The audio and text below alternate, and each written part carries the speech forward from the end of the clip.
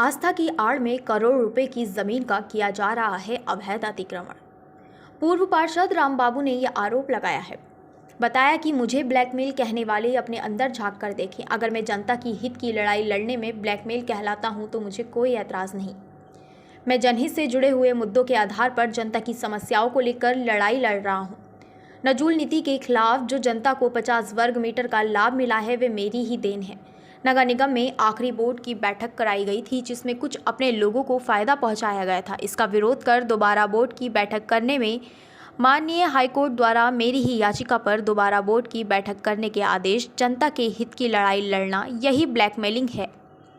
एक तरफ आम आदमी अपना मकान बनाता है तो जिला विकास प्राधिकरण उसका मकान तोड़ देता है।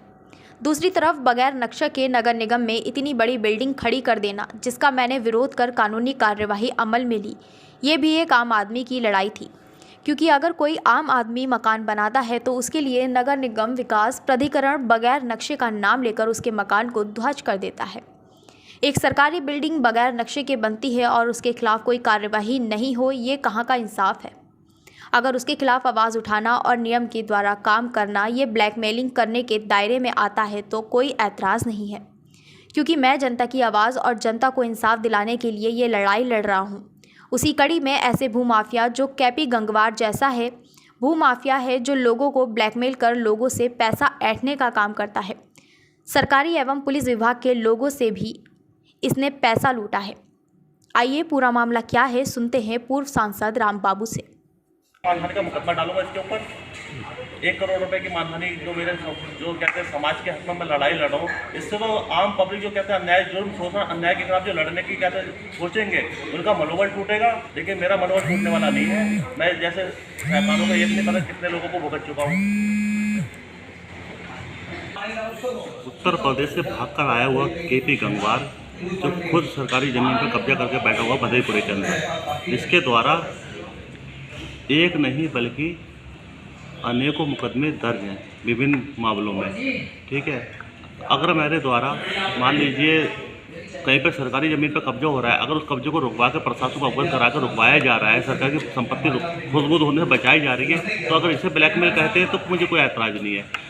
नगर निगम रुद्रपुर के अंदर जो अभी बोर्ड की बैठक हुई थी, गलत प्रस्ताव पास किए गए थे 40 वार्डों के, उसको माननीय उच्च न्यायालय तक मैं लेके गया। माननीय उच्च न्यायालय के आदेश पर अगर उनको दोबारा से बोर्ड के प्रस्ताव पास कराने पड़े तो अगर इसको भी जैसे लोग ब्लैकमेलर की श्रेणी में लाते हैं तो मैं ब्लैकमेलर 50 गज 100 गज 150 गज 200 गज पर जो आम पब्लिक रह रही है उसको मालिकाना किसकी वजह से मिला ये उसको पता नहीं है, जानकारी नहीं है। अगर मैंने जनहित याचिका दायर नहीं की होती हाईकोर्ट और माननीय सर्वोच्च न्यायालय में आम पब्लिक के लिए लड़ाई नहीं लड़ी होती तो यह सरकार 50 गज देने के लिए मंजूर नहीं होती। इससे पहले भी तो सरकारें रही हैं, तब क्यों नहीं दिया 50-50 100 गज इनको कहते हैं फ्री में। अभी भी दी नहीं है किसी को, सिर्फ कार्रवाई कर रही है, दिखा रही है। हो सकता चुनावी एजेंडा हो, इसीलिए मुझे पॉलिटिशियन लोगों ने बाहर करवाया था, माफिया लॉबी ने पूरी ने मिलकर। अब मेरे द्वारा जो कहते काम किए जा रहे हैं जनहित के जनता के हक में और शासकीय हित में। अभी एक मान लीजिए आम पब्लिक कोई कहते निर्माण करती है, अपना मकान बनाती है रजिस्टर्ड प्रॉपर्टी पे, आज उसने अगर नक्शा पास नहीं कराया तो प्राधिकरण उसको तोड़ देता है, ध्वस्त कर देता है, सील कर देता है। और जब तक वो वैध नहीं होगा तब तक वो डेमोलाइज होगा या फिर उसको कंपाउंडिंग शुल्क जमा होगा। नगर निगम के अंदर स्थानीय निकाय ये अलग बॉडी है, जमीन राज्य सरकार की है। नगर निगम द्वारा अपने पक्ष में ज़मीन फ्री होल्ड नहीं कराई थी, बिना फ्री होल्ड के ही कई करोड़ रुपए की लागत से वहाँ पे अवैध सभागार का निर्माण किया गया था, जिसको मेरे शिकायत करने पर मेरे माननीय प्राधिकरण द्वारा निर्माण को रोका गया और 1 करोड़ 80 लाख रुपए की पेनल्टी लगाई गई है नगर निगम पर। तो अगर ये ब्लैकमेलर की श्रेणी में आता तो मैं ब्लैकमेलर हूँ। मुझे ऐसे ब्लैकमेल जाते जो तमले दिए जा रहे हैं उससे मुझे फ़र्क नहीं पड़ता है। जो मुझ पर ब्लैकमेलिंग का कहते हैं आरोप लगा रहे हैं वो अपने गिरेबान में तो झांक के देखें। ये उत्तर प्रदेश में भाग के आने के बाद भदईपुर में मकान बनाया, मकान बनाने के बाद में भूत बंगले की काजल राणा शादीशुदा महिला के साथ अवैध संबंध स्थापित करता है और उससे एक नाजायज बच्चे को उत्पन्न करता है। उत्पन्न करने के बाद में पहली वाली पत्नी को जब पता चलता है उसको कहते मौत के घाट उतार देता है, गलत मेडिसिन के माध्यम से शोषण उत्पीड़न करके। उसके बाद में एक महिलाओं का संगठन तैयार करता है और ज़मीनों को खुर्दबुर्द करने, चोरी करने, इस तरह के तमाम सरिया चोरी के मामले में जेल गया है।